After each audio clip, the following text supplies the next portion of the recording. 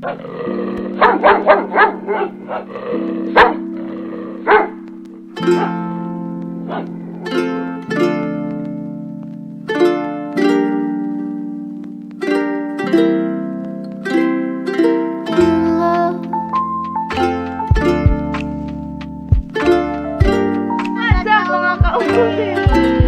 for today's video, ito na mo. muli na siya akong iro si Kenny, si Pep, si Buke. Muli dyan akong original nga iro.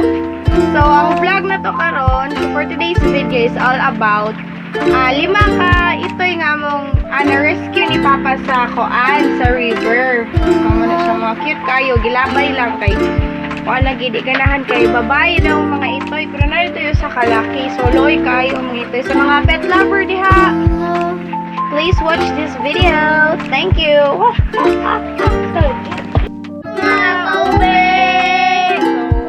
Obvious, I'm wearing violet purple t-shirt.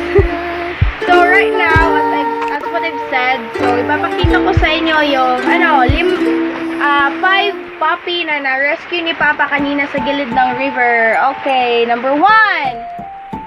So, wait lang, there's a story behind this. So, yung 5 puppy na ito, nakita ni Papa sa gilid ng river. Tapos, ipinasok sila sa isang sisidlan.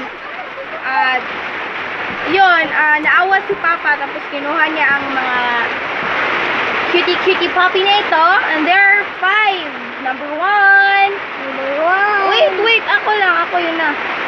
Number 1. Number 2. Pakita ko ya. Pakita, anak. Okay. Number 3. Hello. Number 4. Si number 4 naman. Okay. Number 4. Anyang? Number 5. At si number 5. Oh, cute. Ito. So, Ako garap. wait, a little advice. Guys, if ayaw nyo you don't want to have any pets or dogs, just wag yung itapon yung yung mga puppies. Si makakaawa. Nakakaawa sila. Their life is also the same with us, people. And cute. Yung isa. Chuku. Ang isa.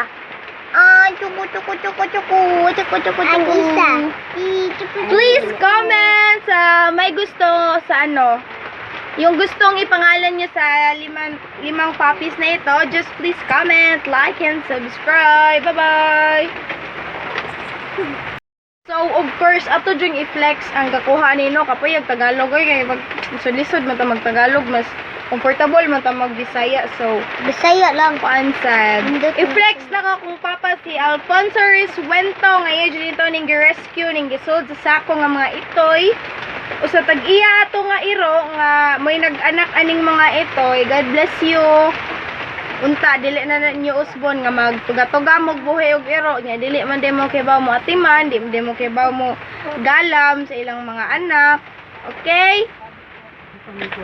Dog lover can understand. Bye bye. God bless.